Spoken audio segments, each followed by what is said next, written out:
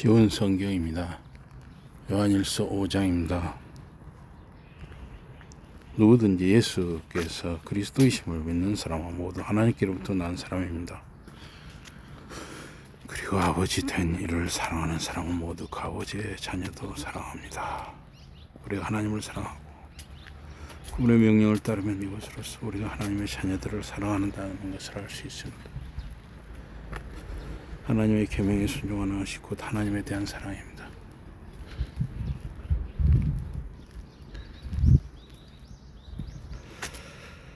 그리고 하나님의 계명은 우리가 지키기에 너무 힘든 것이 아닙니다.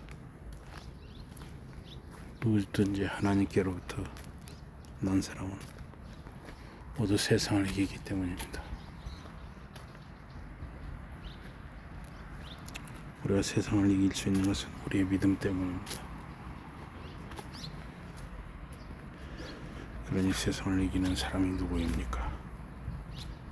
오로지 예수께서 하나님 아들이심을 믿는 그 사람뿐입니다. 물과 피로 우리에게 오신 분은 예수 그리스도이십니다. 그분은 물로만 오신 것이 아니라 물과 피로 오셨습니다. 그리고 이것을 증언하시는 분은 성령이십니다. 성령은 진리이시기 때문입니다.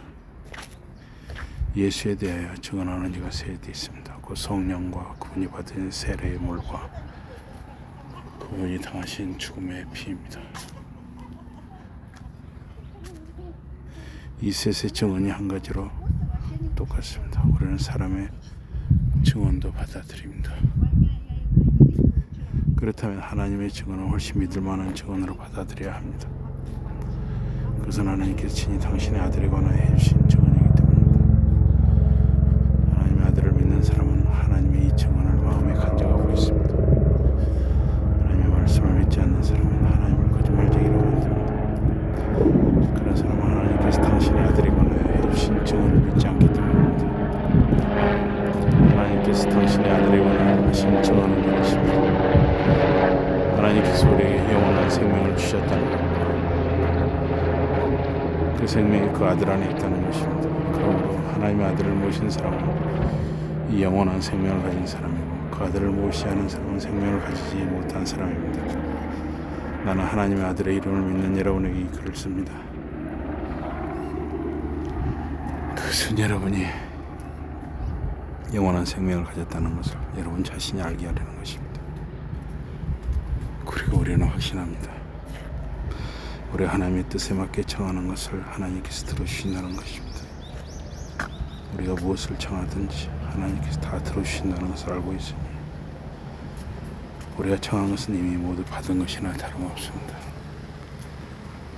어떤 형제가 죄 짓는 것을 보거든 그 형제를 위해서 기도하십시오. 그 형제의 지은 죄가 죽음에 이르게 하는 죄가 아니라면 하나님께서 그 형제에게 생명을 주실 것입니다. 그러나 죄에는 죽음에 이르게 하는 죄가 있습니다. 이런 죄를 지은 형제를 위해 기도하라는 말은 아닙니다. 의롭지 못한 일은 모두 죄입니다. 그러나 이 모든 죄가 다 죽음에 이르게 하지는 않습니다. 누구든지 하나님께로부터 난 사람들은 계속하여 죄를 지지 않는다는 것을 우리는 알고 있습니다. 하나님의 아들이 그 사람을 지켜주시니 악마가 그를 해치지 못합니다.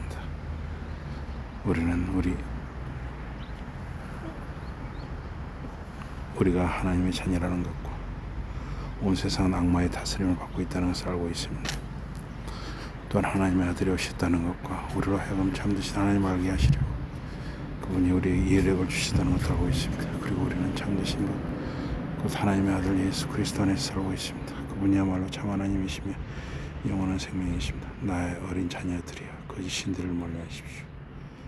요한일서 5장이었습니다.